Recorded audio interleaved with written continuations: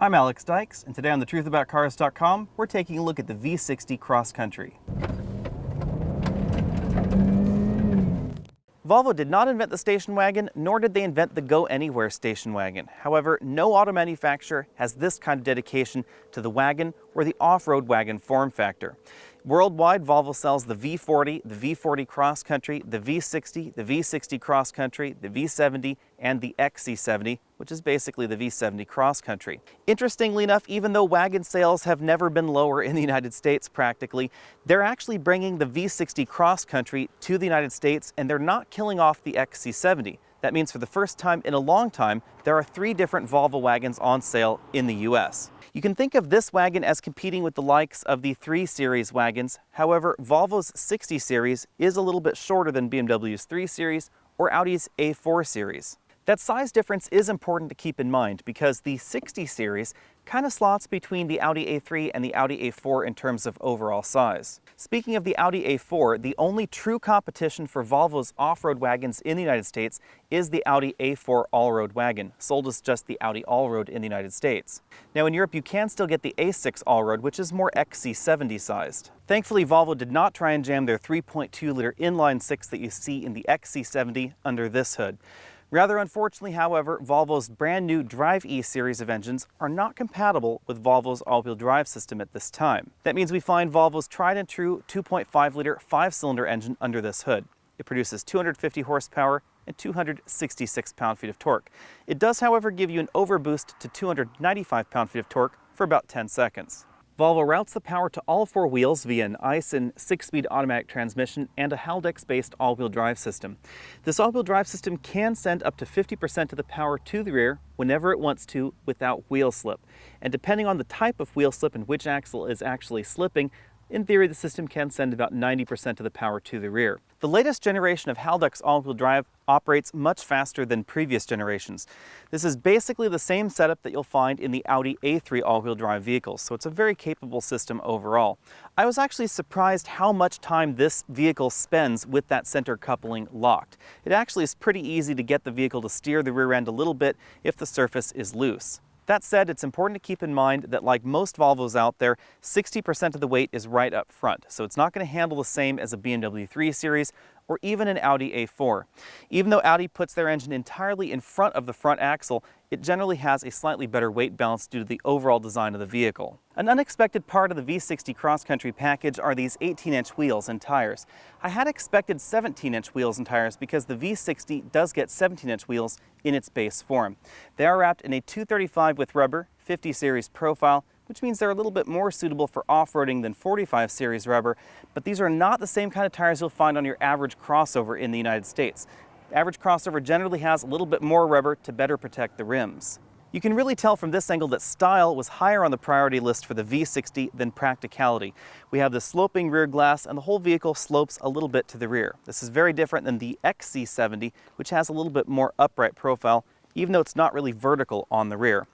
What that means to you is that behind this hatchback, you have half the storage space that you'll find in the XC60 or the X3 or the Audi Q5. Because of the styling decisions that Volvo made and their choice to put a compact spare tire right here under the cargo load floor, you can fit 7 cubic feet less in this than an Audi A4 all-road, and about 13 cubic feet less than Volvo's own XC70. That size difference is also very noticeable in the back seat, where we find considerably less legroom than in the Audi or in the BMW competition of the same size. I only have about an inch of legroom sitting right here behind myself at 6 feet tall, and I can't really fit over here on the right side of the vehicle because this seat is all the way back in its tracks. Drivers and front passengers, especially taller people, will find the V60 very comfortable. However, the rear seat passengers are definitely going to feel a little bit cramped. Now, the seats themselves are not uncomfortable, so if you're a family of shorter people, then you may find the V60 and the V60 Cross Country to not be a problem. But this is exactly why Volvo is bringing the S60L, or long wheelbase S60, to the United States, because this platform is just a little bit too small for American tastes. The cargo area may be small, but Volvo hasn't forgotten their typical practicality. And if you fish around behind this seat, you will find a built-in cargo net that connects right here behind the rear seats. And it's also positionable in front of the rear seats if they're completely folded down. This will help keep items in the back, but if you want to keep animals in the back, you'll want a Volvo accessory for that because dogs will chew this. The interior of the Cross Country is very, very Volvo. We have this floating center stack that you can stick your arm completely through. We have a very thickly rimmed Volvo steering wheel, very easy to hold, very easy to grip. Not a whole lot of steering feel, of course, because we have electric power steering. The steering feel does feel great, and it's also optionally heated in our particular model. We have the optional wood trim on our particular interior. There are a variety of different trims, although Volvo doesn't really say what species of wood this is. Volvo has updated their infotainment system in a big way for 2015.5. This is still called Volvo Sensus, but now they've added Connect to the title because we have a built-in cell modem. It operates basically the same way as before. We have a control knob right over here on the center console and a control dial right over here on the steering wheel, and it allows you to actually control everything while you're in motion. While that is a little bit unusual for vehicles in general, the Europeans seem to like to leave it up to the driver's discretion about how risky they want to be out on the road. Direct access buttons are down here for various system features, and all new for this year is this little internet button. Pressing that internet button gets you over to the apps interface in Sensus Connect, but these are not smartphone connected apps. These are actually built-in apps right here on this system, and they are operating using that built-in cell modem. So if we click onto Pandora, for instance, and were to listen to internet radio, it would actually be streaming the internet radio via the built-in cell modem in this vehicle and its data plan, not your paired smartphone or your plugged-in smartphone. On the driver's side, we have the same LCD instrument cluster that Volvo uses in the S60, S80, and XC70. It is slightly configurable, but not as configurable as Cadillac's Q displays. All cross-country trims of the V60 get the optional sport seats, and you will find that 2015.5 has also brought new height-adjustable seatbelts for both the driver and the front passenger. Out on the road, the V60 Cross Country is an awful lot of fun. A surprising amount of fun, I might add, because I expected this vehicle to be an awful lot softer and more along the same lines as Volvo's own XC70. But in fact, the V60 Cross Country is relatively firm in terms of suspension feel. We ran from 0 to 60 in 6.4 seconds, which puts us right in line with the rest of the pack and their 2-liter 4-cylinder turbocharged engines. Unfortunately, fuel economy is not in line with the rest of the competition, and we've been averaging about 21 miles per gallon, which is right in line with what the EPA says the V60 will get. If you want better fuel economy, you'll have to get the front-wheel drive versions of the V60 wagon. Those will get you near 30 miles per gallon on average. That fuel economy deficit really just comes down to the older engine and the older transmission in this model. We don't have start-stop, we don't have the 8-speed automatic, and we don't have Volvo's brand new series of turbocharged and supercharged engines. The V60, however, compares very well with BMW's 3 Series GT, which is sort of a similar kind of vehicle, as well as the BMW X3, Audi Q5, etc. It handles incredibly well out on these winding mountain roads, even though this is still a front-wheel drive biased and front-heavy vehicle. It's really not as noticeable as you might think. The weight balance in Volvo's vehicles is not quite as advantageous as even the Audi Allroad, but the handling is very, very similar, especially power-on handling. Neutral handling, you can definitely feel this vehicle plow, but power-on handling, Volvo has programmed this all-wheel drive system to be very aggressive with the clutch lockup, and it sends a lot of power to the rear very often, making it feel more like a rear-wheel drive vehicle than you might expect.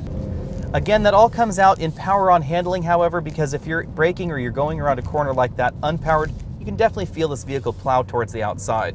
One thing is for sure, however, a sport wagon like this handles much better than a taller crossover, even if that taller crossover is rear-wheel drive. We get considerably less body roll, considerably less pitch and dive, and an awful lot more direct feeling in the steering, even though this is front-wheel drive again, and you can compare this with those rear-wheel drive small crossovers. With the starting price of the V60 just under $36,000 and this starting at $41,000, it would seem like the cross-country package is a significant bump over the base V60, but that's not actually true because they're equipped very differently. The V60 has 3 different trim levels, and this only has 2 because this starts at the medium trim level for the V60. By the time you add all the options up that are standard on this that you don't get in that base V60, like the sport seats, that mid-level option package, and the 18-inch wheels, this actually ends up slightly less than a similarly equipped V60 wagon. The same thing applies when you take a look at the XC60 or the XC70 and their low, approximately $36,000 starting price.